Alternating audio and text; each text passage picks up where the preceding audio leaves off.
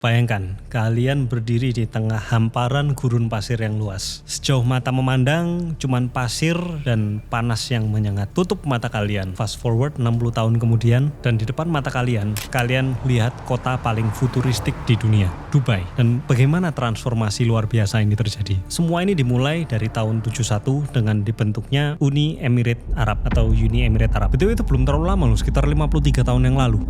Negara kita aja udah 79 tahun terbentuknya, 1945. Jadi sebelum dibangun seperti yang kita kenal sekarang ini, Dubai ini cuman kota pelabuhan yang sepi, bahkan cuman dikenal dengan kegiatan nelayan. Tapi yang benar-benar memicu perubahan ini adalah penemuan minyak di tahun 1966. Setelah saat itu, uang dari minyak ini mulai mengalir dengan deras. Dan hebatnya, mereka nggak berhenti di situ. Para pemimpin Dubai ini punya visi yang lebih jauh daripada sekedar minyak bumi.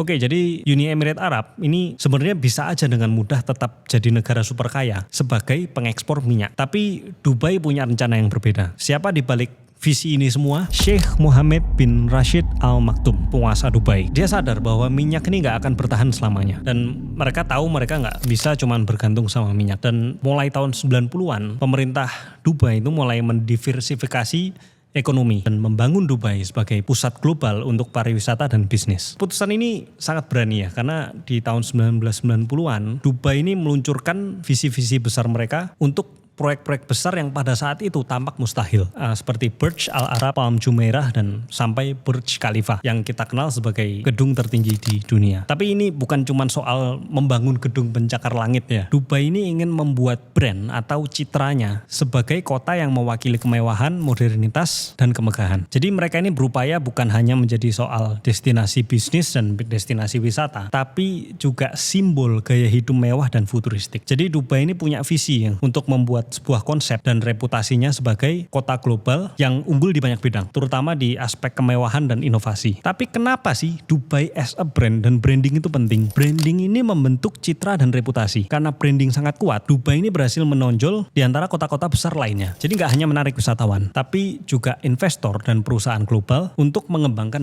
Dubai. Jadi dalam bisnisnya, branding ini dapat meningkatkan daya tarik ekonomi dan membangun kepercayaan. Jadi sebuah kota yang dikenal dengan inovasinya seperti Dubai menarik banyak perusahaan internasional untuk berinvestasi. Jadi dengan branding yang konsisten, Dubai ini menciptakan persepsi positif jangka panjang. Hasilnya kita lihat sekarang, kota ini menjadi ikon global, diakui dan dihormati di seluruh dunia. Jadi Dubai as a brand ini adalah bukti bahwa branding ini punya power, mengubah dari sekedar kota menjadi destinasi luar biasa. Jadi disinilah alasan mengapa brand dan branding ini penting di bidang apapun Anda karya. Discover Tomorrow in Dubai. Jadi tagline ini memainkan peran penting dalam branding. Karena dari tagline ini bisa timbul koneksi emosional. Tapi selain itu ini juga bisa memperkuat identitas. Karena bisa timbul persepsi dari yang membacanya. Saya pernah baca salah satu tagline dari kota yang ada di negara kita. Kota Kediri kalau kalian tahu. Dia itu punya tagline The Service City.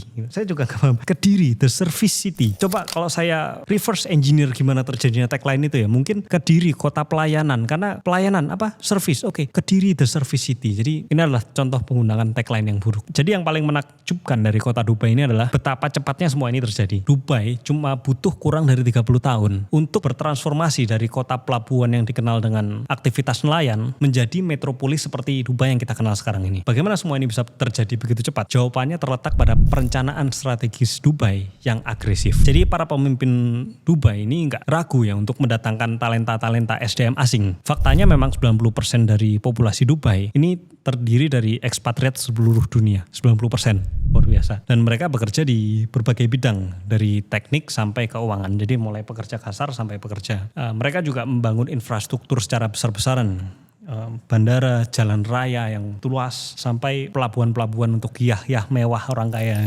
Semuanya dengan kecepatan luar biasa. Bayangkan dengan segala dukungan pemerintah untuk mendatangkan SDM-SDM yang berkualitas lewat program-program seperti Golden Visa, Freelance Visa, juga didukung dengan infrastruktur dan ekosistem yang bagus. Jadilah Dubai sekarang ini. Jadi birokrasi itu memang harusnya mempermudah ya, supaya negara ini cepat berkembangnya. Jangan tambah nyusahin ya, kayak negara mana gitu saya pernah tahu birokrasi itu tambah susah.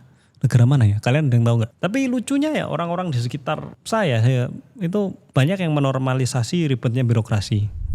Bilangnya ya udah peraturannya gini mau gimana ya diikutin aja gitu. Ya mungkin karena mereka nggak pernah lihat mudahnya birokrasi di luar negeri. Nggak punya perbandingan yang ideal itu seperti apa. Makanya kalau kalian ada duit lebih dikit ya usahakan jalan-jalan supaya tahu dunia itu seperti apa. Biar terbuka matanya aja. Jangan hidup di echo chamber kalian sendiri. Oke, jadi letak geografis ini juga memainkan peran penting ya dari kebangkitan Dubai. Lokasinya ini berada di tengah-tengah antara Eropa, Asia, dan Afrika. Jadi ini menjadikan Dubai sebagai hub yang sempurna untuk penerbangan internasional dan jalur pelayaran. Dubai ini memanfaatkan ini dengan sangat baik. Dan akhirnya dia bangun bandara tersibuk di dunia untuk penumpang internasional. Dan juga Jebel Ali, ini adalah pelabuhan terbesar dan pelabuhan paling maju di dunia. Jadi kalau kalian pernah ke Eropa ya dari Indonesia gitu, atau ke Amerika yang daerah East Coast kayak New York, Chicago, dan lain-lain, pasti kebanyakan transitnya di mana? Kalau nggak di Singapura, ya Singapura tuh hubnya Asia Tenggara, ya di Dubai. Tapi walaupun lokasi geografis Dubai ini punya keunggulan besar, dia juga punya risiko. Perubahan iklim dan kenaikan suhu pemanasan global ini menjadi ancaman jangka panjang untuk Dubai. Walaupun saya percaya Dubai ini punya sumber daya untuk mengatasi ini, baik sumber daya manusia dengan sumber daya lainnya, teknologi segala macam. Tapi kota ini dibangun di atas pasir yang berubah, baik literally secara harfiah maupun metaforis. Tapi saya yakin berdasarkan data historis ya, yang pernah dilakukan Dubai, performance Dubai itu dengan segala sumber daya yang dia punya, mereka pasti bisa memitigasi resiko-resiko ini. Oke, jadi apa yang akan terjadi di masa depan untuk Dubai? Kita masuk ke Dubai Vision 2040. Ini adalah rencana yang besar untuk menjadikan Dubai jadi salah satu kota paling layak huni dan berkelanjutan di dunia. Tujuan mereka apa? Melipat gandakan populasi, memperluas ruang hijau, dan mereka juga ingin membangun infrastruktur pintar yang berbasis AI yang katanya bakal menyaingi apapun yang kalian lihat saat ini. Ya, we'll see. Tapi Dubai ini sekarang jujur sudah luar biasa. Dubai sekarang ini, kalau kalian ke sana, kalian nggak akan nemuin lagi kota yang lebih futuristik daripada kota Dubai ini. Top, udah terbaik. Tapi ya memang ini yang harus dilakukan kalau ingin menjadi yang terbaik. Memang harus berinovasi dan berimajinasi. Nggak bisa dengan cara lihat negara lain buat apa kita tiru. Lihat negara lain buat apa kita tiru. Itu malah memastikan kita ketinggalan. Karena ketika punya kita jadi udah pasti negara lain itu membuat sesuatu yang lebih baru lagi. Tapi sayang ya, berimajinasi itu kadang di sekolah kita itu dipandang sebelah mata. Tapi udahlah, itu mungkin kita bahas di lain video. Padahal menurut saya berkhayal dan berimajinasi ini salah satu fundamental untuk inovasi. Karena segala sesuatu yang kalau mau berinovasi ya kita harus bayangin sesuatu yang belum pernah ada sebelumnya gitu kan. Jadi Dubai ini bukan ingin menjadi kota masa kini. Dia nggak mau jadi kota kekinian. Dia ingin menjadi kota masa depan. Inilah masa depan. Dia ingin mendefinisikan masa depan. Kalian mau lihat masa depan seperti apa ya kalian lihat Dubai. Dia maunya seperti itu. Jadi Dubai ini hidup di masa depan. Mereka ini juga sekarang saya dengar lagi investasi besar-besaran di renewable energy. Juga mereka lagi berinovasi di transportasi masa depan seperti Hyperloop. Dan mereka punya cita-cita untuk membangun bandara antariksa. Bayangin kalian ke bandara itu biasanya ngapain sih? Naik pesawat, kalau nggak keluar kota, keluar pulau ya keluar negeri kan. Ini bandara untuk bepergian ke luar angkasa. Ini mungkin dulu kalau saya sampaikan di sekolah ke guru saya, mungkin dibilangnya kebanyakan berkhayal. Dan saya pernah kok dulu ngomong sesuatu ke guru saya berkhayal apa, saya sampaikan guru, bilangnya kebanyakan ngayal ya, nggak berani lanjut. Tapi juga dengan pertumbuhan yang begitu cepat, datanglah tantangan baru. Dan Vision 2040 ini timbul pertanyaan, dapatkah Dubai benar-benar bisa terus berkelanjutan di kawasan yang langka air dan energi? Bisakah Dubai ini berkembang di era pasca minyak berakhir? Bagi banyak orang ya, Dubai ini adalah tanah penuh peluang.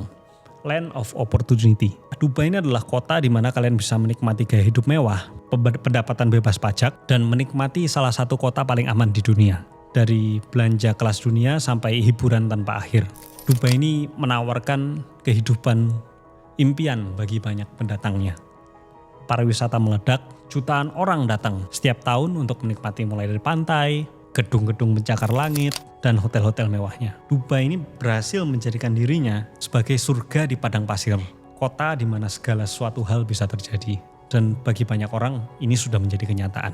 Tapi di balik permukaan metropolis yang sangat berkilauan ini, ada cerita lain. Cerita tentang eksploitasi, ketidaksetaraan, dan harga mahal yang harus dibayar untuk membangun kota ini di atas pundak buruh berupah rendah. Jadi katanya tenaga kerja yang bantu membangun menara-menara dan mall-mall di Dubai sebagian besar ini terdiri dari migran dari Asia Selatan. Banyak dari mereka katanya itu bekerja dalam kondisi keras, tinggal di kamp buruh yang sempit di luar kota, jauh dari perkotaan. Dan ada laporan tentang gaji yang tertunda. Selain itu juga katanya jam kerjanya yang melelahkan. Dan walaupun Dubai ini jadi rumah bagi kekayaan luar biasa, Dubai ini juga merupakan kota dengan ketimpangan sosial yang sangat mencolok. Kesenjangan antara orang kaya dan kelas pekerja itu besar banget. Jadi yang kaya-kaya banget, yang biasa ya hancur banget gitu. Jadi kalau kalian di kota ini antara jadi kaya banget atau miskin banget gitu. Oke, pertanyaan terakhir. Apakah Indonesia bisa menjadi negara futuristik seperti Uni Emirat Arab? Sama seperti Dubai yang mengandalkan kekayaan sumber daya alamnya berupa minyak. Negara kita ini juga punya kekayaan alam yang luar biasa ya. Kita punya cadangan nikel terbesar di dunia. Jadi buat yang belum tahu ya, nikel ini adalah komponen kunci dalam baterai kendaraan listrik. Dan kalian juga tahu sekarang ini betapa cepatnya perkembangan industri kendaraan listrik. Selain itu juga kita merupakan salah satu eksportir batubara terbesar di dunia. Batubara ini adalah sumber energi yang mendukung banyak industri global. Saat ini kita ini berada di titik krusial dalam sejarah energi manusia, di mana dunia ini sedang beralih dari energi fosil ke renewable energy. Ini adalah kesempatan besar sebenarnya buat negara kita untuk mengambil peran sebagai negara futuristik, seperti Dubai yang dia lakukan beberapa dekade lalu. Dubai ini sadar dari awal bahwa kekayaan alam ini gak akan bertahan selamanya. Itulah sebabnya ketika mereka mulai menemukan minyak dan uang mulai mengalir, mereka langsung investasi dan mengembangkan sektor pariwisata dan teknologi. Menarik investor dari seluruh dunia. Jadi mereka gak mengandalkan minyak. Mereka investasi besar-besaran dalam infrastruktur modern, energi terbarukan, renewable energy, dan teknologi yang canggih. Oke, jadi kebangkitan dari Dubai ini nggak kurang dari luar biasa. Ini sesuatu yang belum pernah kita lihat sebelumnya. Dari gurun pasir, tandus, panas, jadi kota paling futuristik di seluruh dunia. Transformasi ini adalah bukti dari ambisi, visi, dan eksekusi. Dan ketika Dubai berpacu menuju tahun 2040, pertanyaannya tetap tentang keberlanjutan. Secara ekonomi, lingkungan, sosial, apakah bisa kota masa depan ini memenuhi janjinya? Ataukah ini jadi fata morgana di gurun, berkilau di permukaan tapi kosong di dalam? Kita cuma bisa menunggu dan melihat apa yang akan terjadi nanti. Di Dubai, jadi batas antara mimpi dan kenyataan ini tipis sekali. Segala mimpi ini bisa terwujud di sini. Tapi untuk saat ini, dunia ini sedang memperhatikan, menunggu, melihat apakah bisa mewujudkan visinya di Vision 2040. Dubai, di mana gurun bertemu masa depan. Terima kasih telah menonton video ini.